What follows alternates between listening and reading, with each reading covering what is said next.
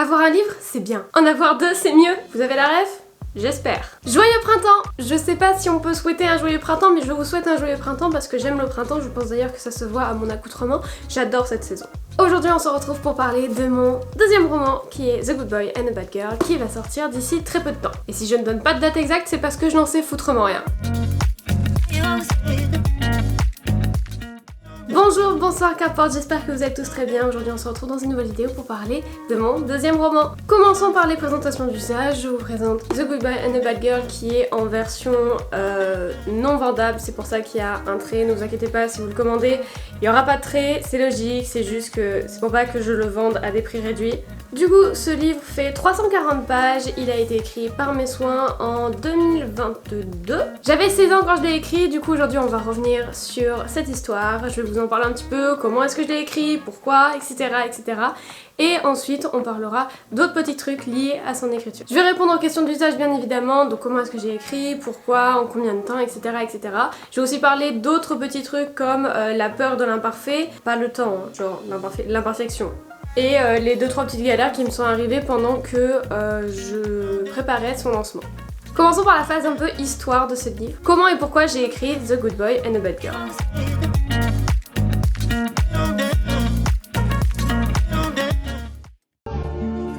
And I think to myself, En mars-avril 2022, je décide de me lancer dans un nouveau projet. Parce qu'à ce moment-là, j'avais plus grand chose à faire, je m'ennuyais un peu, j'avais envie de reprendre l'écriture. Bref, il me fallait un nouveau défi à relever.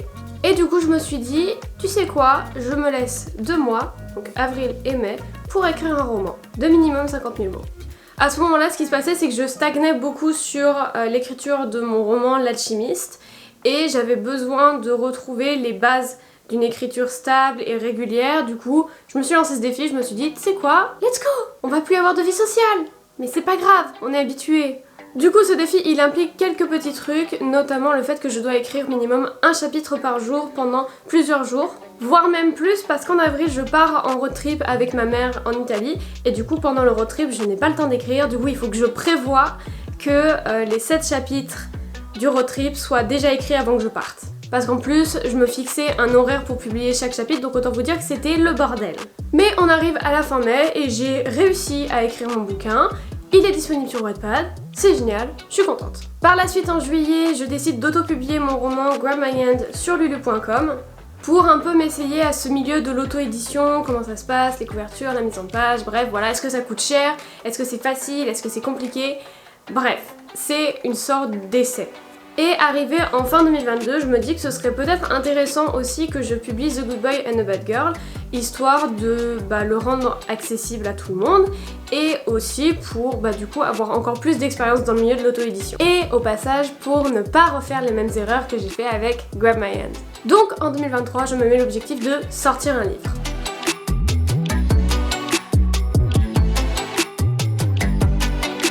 On arrive maintenant à la phase 2, le cas pratique, comment est-ce que je fais pour passer d'un premier jet pas franchement ouf à un roman convenable. Je dis bien convenable. La première chose que je fais, c'est d'imprimer mon roman en version papier pour corriger toutes les fautes, essayer de repérer les incohérences, savoir là où je dois ajouter plus de détails, là où c'est trop développé, là où ça va pas, bref. À cette époque-là, en fait, j'étais vraiment pas pour corriger au numérique parce qu'en fait, je me disais que j'avais pas tant besoin de corriger que ça. Aujourd'hui, j'ai envie de me foutre des gifles. Voilà. Il n'empêche que corriger sur papier, ça a quand même eu des avantages puisqu'en fait, je pouvais prendre par exemple 10 feuilles, les mettre dans mon sac de cours et du coup au lycée, les corriger sans que ça se voit de trop parce que sur ordinateur, c'est quand même un petit peu moins discret, on va pas se mentir, même si c'est faisable, mais bref, du coup ça me permettait de corriger sur papier et d'ailleurs vous pouvez voir qu'il y a plein d'annotations de partout parce que j'avais énormément de choses à redire et quand je l'ai relu je me suis dit ah c'est peut-être pas aussi fou que ça l'était quand je l'ai écrit. Effectivement. Mais c'est normal, entre le temps où je l'ai écrit et le temps où je le corrige, il y a quand même eu quelques mois et en ces quelques mois ça a eu le temps bien de reposer pour ainsi dire et maintenant quand je le relis j'ai l'impression de lire une daube. Du coup j'annote toutes mes corrections, mes machins et tout sur papier et ensuite je les retranscris au numérique. Autant vous dire que déjà ça m'a pris environ un mois et demi. Pour tout vous dire, je gardais même le compte des pages que j'avais faites derrière, histoire de me dire ok alors tel jour j'en ai fait tant, etc. et avoir quand même un rythme régulier. Donc on voit que j'ai commencé la correction le 11 septembre 2022 et que je l'ai fini le 11 novembre. Donc j'ai mis 2 mois à corriger le manuscrit. Et je pense que j'ai dû mettre 1 semaine ou 2 à tout mettre sur ordinateur. Une fois que ça s'est fait, je l'ai fait relire une première fois par quelqu'un, Elodie. À ce moment-là, je n'osais pas demander l'avis de personnes extérieures, vraiment j'étais en mode j'ai envie de tout faire moi-même, etc. Du coup c'était compliqué. Du coup j'ai demandé à Elodie, il l'a relu et voilà. Et il a plutôt bien aimé. J'ai aussi fait un petit peu de pub aux personnes qui avaient Wattpad dans ma classe pour leur dire bah regarde, moi j'écris ça, est-ce que tu peux me donner un avis, etc. J'ai eu des retours et du coup depuis ces retours j'ai pu faire encore des corrections, relire une nouvelle fois et pleurer une nouvelle fois parce que c'était toujours pas ouf. Arrivé à ce stade, j'en étais à la question de la couverture. Comment est-ce que je vais faire? Est-ce que je fais comme pour Grandma, j'essaye de la faire moi-même et je croise les doigts pour que ça passe? Ou est-ce que je la fais faire par quelqu'un? Les artistes sont des personnes que l'on paye très cher. Et c'est pas pour rien parce qu'il faut payer le travail, les heures et tout le talent qui a été accumulé derrière. Plus un artiste a de l'expérience, plus en général il va être cher. Le problème étant que j'ai pas forcément trop le budget pour faire appel à un réel artiste. Donc je décide de faire quelques croquis, de décider un peu de la couleur, de voir comment est-ce que je peux organiser cette couverture, sachant que je n'ai même pas le résumé de la 4e. Ouais les gars, je vous ai dit, j'ai rien fait dans l'ordre. Autant que Grandma, j'avais l'excuse du c'était la première fois, je savais pas trop, machin. Autant là, j'ai juste fait comme ça m'est venu à l'instinct. Bref, du coup, je décide de dessiner la couverture. D'ailleurs, on l'a faite en stream sur Twitch, donc si vous ne me suivez pas sur ma chaîne Twitch, je vous invite à le faire. Et ça a donné un truc à peu près comme ça. Est-ce que c'était ce que j'avais prévu? Absolument pas. Est-ce que c'est grave? Non. Il y a un truc que je vous ai pas dit, avant de faire la couverture moi-même, j'ai bien sûr fait appel à quelqu'un pour faire ma mise en page parce que je ne sais pas faire les mises en page de mes manuscrits. Écoutez, je peux pas savoir tout faire, hein. Je fais déjà la couverture, je vais pas me taper en plus la mise en page sachant que c'est une vraie galère. Du coup j'ai fait appel à Mélissa qui est une personne qui fait les mises en page. Est-ce qu'il y a un mot pour ça? Du coup j'ai fait appel à une personne qui s'appelle Mélissa qui avait déjà fait la mise en page de Grandma et je lui ai demandé de faire pareil pour Goodbye Bad Girl. Et ça rend plutôt très bien.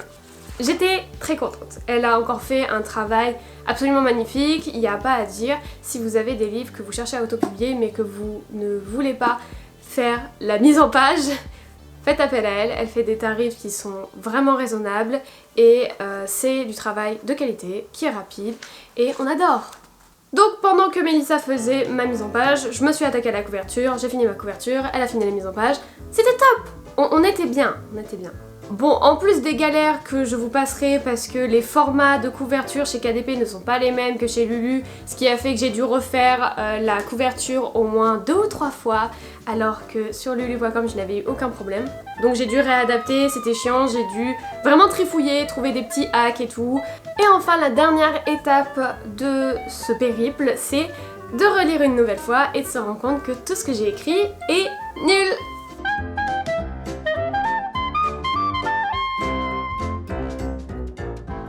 Entre le moment où j'écris Goodbye Bad Girl et où je le relis pour la dernière fois, il se passe 1 an. Enfin, pas tout à fait 1 an, mais presque. On est en février et je suis à 2 doigts de le sortir lorsque je relis le prologue et les premiers chapitres et que j'ai un énorme doute. En fait, j'ai fait l'erreur de me comparer à des auteurs de romances young adult qui ont des années d'expérience et j'ai comparé Goodbye Bad Girl à un des livres. Et ça a tué ma volonté de le sortir. Entre temps, il y a aussi le fait que j'avais énormément appris, du coup il y a des erreurs que j'ai fait dans ce livre que maintenant je perçois. Et c'est très frustrant de voir des erreurs lorsque tu as passé pratiquement 6 mois à bosser sur un bouquin. Et du coup, quand je suis arrivée en vacances de février, j'ai eu un énorme coup de mou. Il y avait les cours et il y avait surtout l'idée de ne pas sortir Good Boy and Bad Girl parce que j'avais dit que je le ferais, j'avais envie de le faire, mais j'avais cette petite voix en moi qui me disait que de toute manière personne n'achèterait, que les gens n'avaient pas à dépenser leur argent pour une daube pareille. Je suis pas très gentille avec moi-même. Sans vous mentir, j'ai réfléchi à ne pas le sortir. Mais cette petite voix assez désagréable s'est confrontée à une autre partie de ma personnalité, celle qui est perfectionniste et qui a besoin d'aller au bout des choses. Du coup, là, je me suis posée et j'ai vraiment réfléchi et je me suis dit qu'en fait, Good Boy Bad Girl, c'était mieux que Grab My Hand. Alchimiste serait sûrement mieux que Good Boy Bad Girl et Grab My Hand, et ainsi de suite. Plus je vais écrire, plus je vais acquérir de l'expérience. Mais une chose est sûre, c'est que je peux pas avoir le talent d'un écrivain de 30, 40 ans qui a fait ça toute sa vie. Il y a aussi une citation dans le monde des écrivains qui m'a un petit peu touchée. Tout n'est que brouillon. Tout ce qu'on fait, toute notre vie ne sera que le brouillon d'un prochain projet. Grab My Hand, c'était le brouillon de Good Boy Bad Girl, et ainsi de suite. Tous ces livres que je vais écrire seront les brouillons des prochains. Parce que oui, je n'ai pas l'intention d'arrêter d'écrire. Donc j'en suis arrivée à la conclusion de me dire que non, il n'était pas parfait. Oui, il y avait des erreurs. Non, il ne plaira pas à tout le monde et peut-être qu'il plaira à très peu de gens. Mais pour autant, j'ai passé du temps à l'écrire, j'ai passé du temps à travailler dessus. Donc, il vaut la peine d'être sorti. Et si je ne le sors pas, je sais très bien que je vais m'en vouloir et que ça va être une énorme déception et que je vais me dire que je n'ai pas ma place dans le monde de l'écriture et j'ai pas envie. J'ai dû combattre le perfectionnisme qui était en moi pour lui dire tout ne peut pas être parfait du premier coup, ni du deuxième. Et puis même au-delà de ça, Good Boy Bad Girl, il n'y a pas que le manuscrit sur lequel j'ai travaillé. J'ai travaillé sur des moodboards, j'ai travaillé sur des playlists, j'ai travaillé sur la couverture, j'ai fait travailler une personne qui a fait la mise en page. Enfin, on a eu un investissement qui vaut la peine d'être connu des gens qui s'intéresseront au livre. Alors je dis pas que mon travail est incroyable, absolument pas, il est à peine passable, mais je me dis que peut-être si quelqu'un l'achète et qu'il voit des erreurs que moi peut-être je n'avais pas vues, il me fera un retour et que du coup grâce à ce retour, mon prochain bouquin il sera encore mieux, etc. etc. Il faut avancer par essai-erreur et dans ce bouquin il y a des erreurs, je ne peux pas toutes les voir. J'en suis pleinement consciente, c'est pour ça que je me dis que le sortir c'est la meilleure manière de les voir. Je sais pas si c'est hyper clair, mais on va faire genre.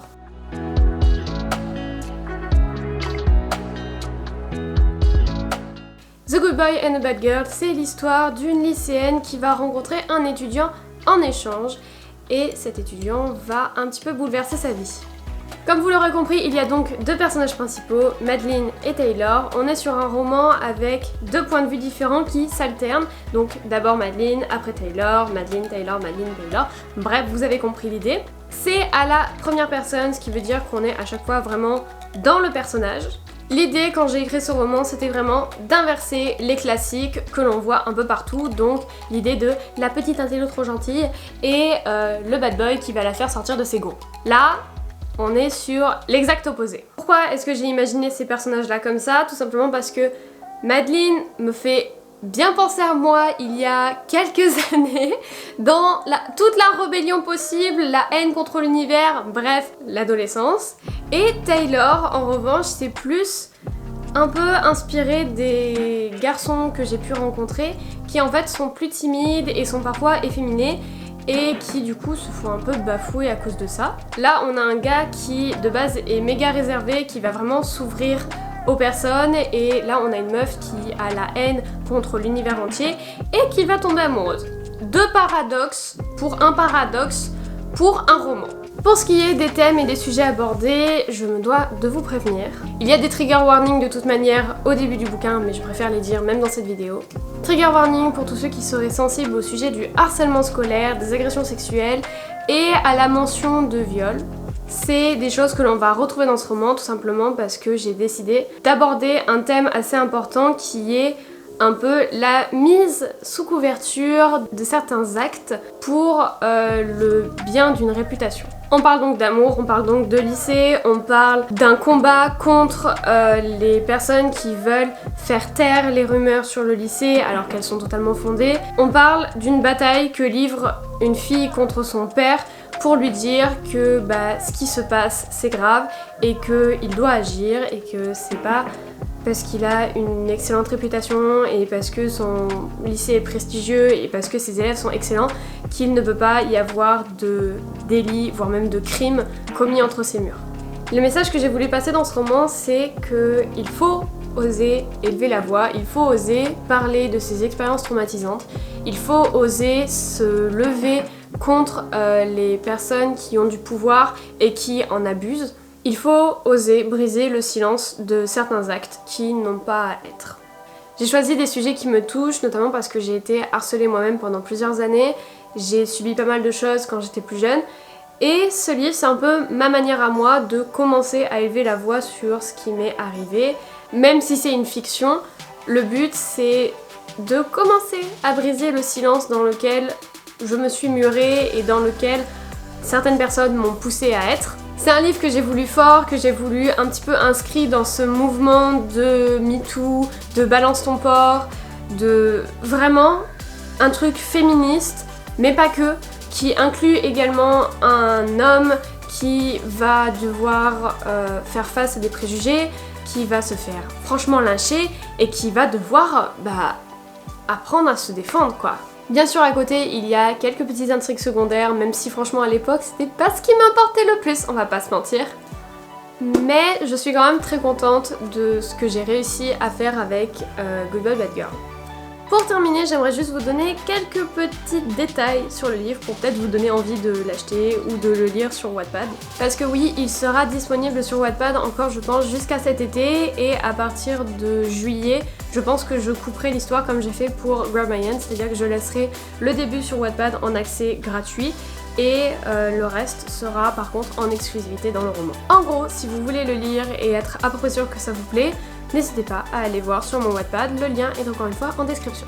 Comme je vous l'ai dit tout à l'heure, j'ai fait des playlists, ça veut dire que vous avez plein de titres pour chacun des points de vue, donc une pour Taylor et une pour Madeline. Je sais qu'elles vont pas plaire à tout le monde, moi c'est des chansons que j'ai écoutées et que parfois j'écoute encore toujours, franchement, il y a des titres qui sont sympas. Mais du coup j'ai essayé de leur construire une personnalité avec des musiques parce que personnellement j'adore écouter la musique de personnages quand je lis un livre. Du coup voilà, vous avez deux playlists, vous avez le choix, soit vous les faites vous-même sur votre application de musique, soit elles sont disponibles sur mon profil Spotify, je verrai si je peux vous caler un lien dans la description. Également, truc que j'ai trouvé hyper intéressant à faire et très drôle, franchement. Je me suis inspirée de la saga Assoiffée, donc en début de chapitre, il n'y a jamais des numéros, il y a toujours une sorte de phrase pour annoncer un peu la couleur du chapitre. Et du coup, je me suis dit que j'allais faire pareil, parce que j'adore le concept. Franchement, je vais pas vous mentir, j'adore. Là par exemple on est sur un chapitre où Madeleine va fêter son anniversaire et comme titre de chapitre j'ai choisi supplément bougie sur votre pizza. Mon niveau d'humour est peu élevé mais j'ai trouvé des trucs sympas. Je vous promets, il y a des trucs, j'en suis fière. Du coup voilà, maintenant vous avez toutes les informations sur mon deuxième roman Good Boy Bad Girl. Il sera disponible sur Amazon parce que j'ai compris que Lulu c'était un petit peu galère. Normalement si tout se passe bien, je devrais réussir aussi à publier Grab My Hand sur KDP, donc sur Amazon. Donc ça veut dire que si vous ne l'avez pas acheté, vous pourrez le commander directement sur Amazon aussi. Il sortira dans les jours qui suivront la publication de cette vidéo, n'hésitez pas à me suivre sur Instagram pour avoir la date précise et peut-être que je vous la mettrai aussi en commentaire. J'espère avoir répondu à toutes les questions que vous auriez pu vous poser. Cependant, si vous en avez encore d'autres, n'hésitez pas à me les poser encore une fois en commentaire, j'y répondrai avec grand plaisir. Ce livre, c'est mon deuxième essai dans l'auto-édition, je suis encore une fois fière de pouvoir vous sortir un roman. Dans tous les cas, écrire des livres, c'est un truc que j'adore faire et j'espère que celui-là vous plaira autant que j'ai aimé l'écrire. Sur ce, si tu as aimé cette vidéo, n'hésite pas à la liker et à la commenter et n'oublie pas de t'abonner pour ne louper aucune de mes prochaines sorties. S'il y a des jeunes auteurs qui passent par ici et qui voudraient savoir comment est-ce que j'ai fait pour auto-publier mon livre avec un petit peu plus de détails, n'hésitez pas à passer sur mon Discord ou dans mes DM Insta, je répondrai à tout le monde. De toute manière, je vous ai déjà fait une vidéo sur comment est-ce que j'ai publié mon premier livre, donc si vous ne l'avez pas vu, je vous invite à aller la voir, peut-être que ça répondra à certaines de vos questions. Sur ce, moi je vous laisse, je vous fais d'énormes bisous, n'oubliez pas que vous êtes unique, croyez en vos rêves, et n'oubliez pas que les essais et les erreurs, ça arrive, et qu'il faut savoir accepter de ne pas toujours faire quelque chose de parfait. Je vous fais des bisous, prenez soin de vous et sur ce, bye!